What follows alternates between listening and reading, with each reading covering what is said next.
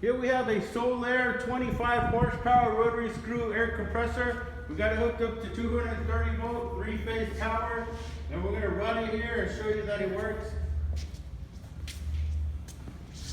First we want to just hit either hand or auto, and then press the start button.